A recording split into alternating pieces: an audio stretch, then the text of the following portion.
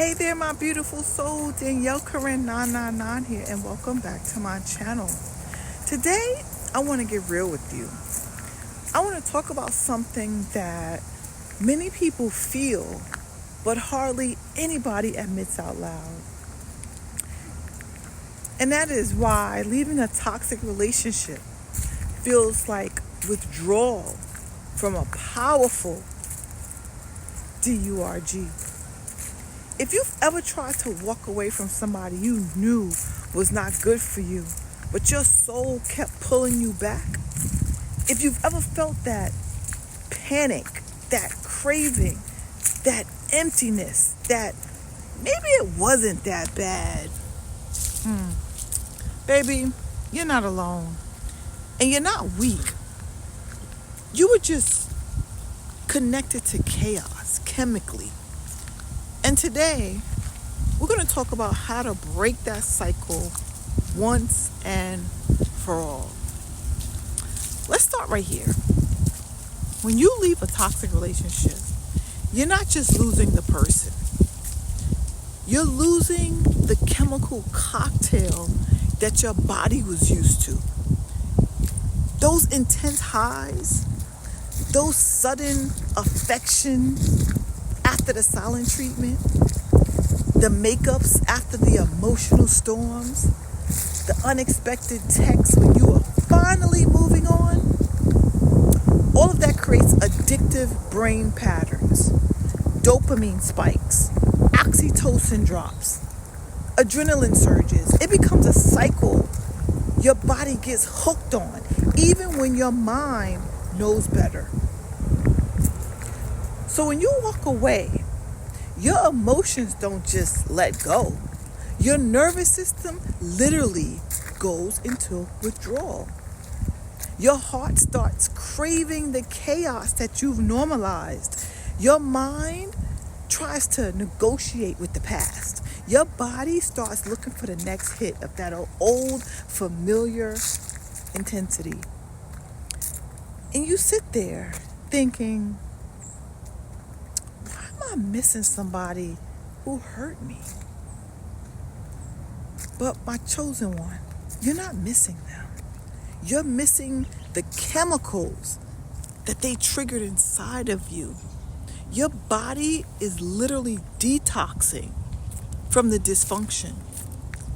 One of the hardest parts about breaking the cycle is the craving that hits you out of nowhere.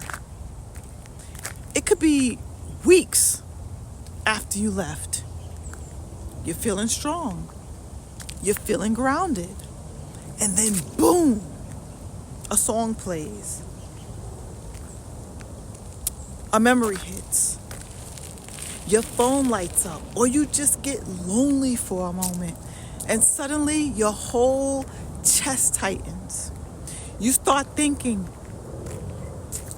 maybe it wasn't that toxic. Maybe I was overreacting. Maybe they changed. Maybe I just need closure. Let me tell you something. That's withdrawal talking. That's the addiction whispering to you. That's the emotional cravings trying to drag you back into the cycle you fought hard to escape. And you know what? You don't need closure. You need peace. And sometimes peace doesn't come from conversations. It comes from distance. Now let's talk about the wildest part of this whole thing. The moment you start finally healing, that toxic ex always feels it. Always. It's like they can sense your energy pulling away. They'll pop back up with a, "Hey, stranger," or "I've been thinking about you," or "I miss you," or my personal favorite, "Can we talk?" And it's not because they changed. Nope. It's not because they suddenly realized your worth. No. It's because their supply is running low, and you were their favorite source of validation energy, affection, attention, whatever it is that you were supplying for them. So they come back because you were their fix. Just like you were addicted to the highs, they're addicted to the control. They're addicted to the access. They're addicted to the version of you that tolerated their chaos. And the moment they feel you slipping away, they will try to hook you again.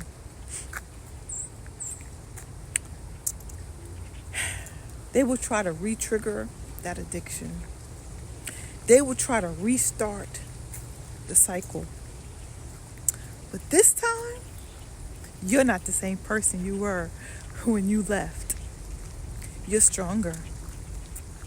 You're more aware. And you're learning to choose yourself, even when it hurts. Here's the truth. The withdrawal phase is uncomfortable. It's painful. It's confusing. But it's not permanent.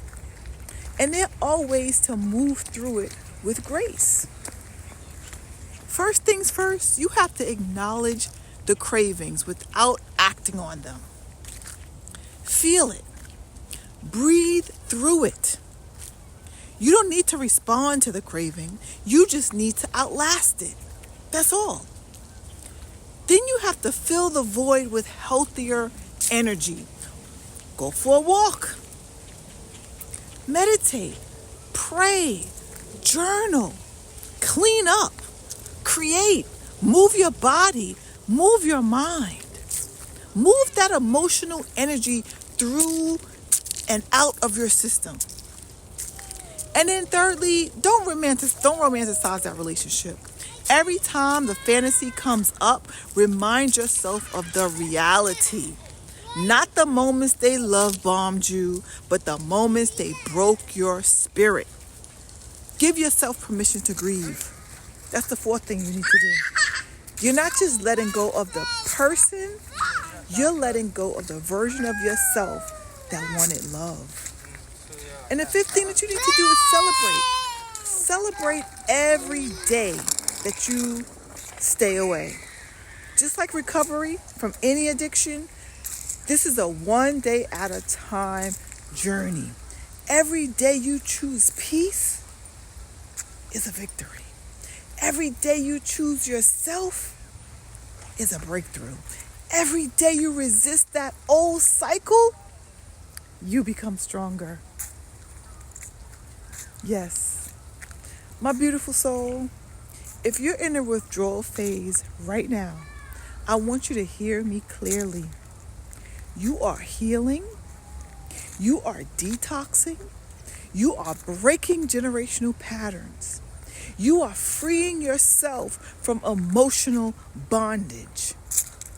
And you will make it through this. Oh, yes, you will.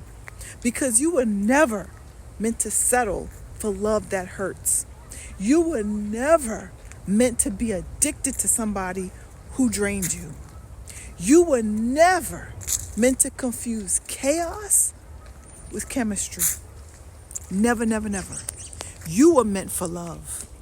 You were meant for love that feels safe.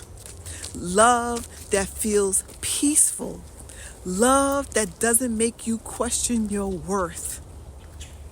So, if this message touched your spirit in any way, please go ahead and like this video, subscribe to my channel, and share this with somebody who needs this reminder today. And comment below and type the words, I choose peace. I choose peace. So I know that you're on this healing journey with me.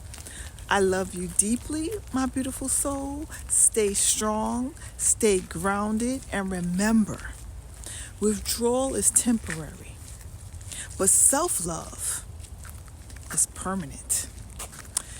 Danielle Kering 999 here, and I'll see you in the next video. Be blessed.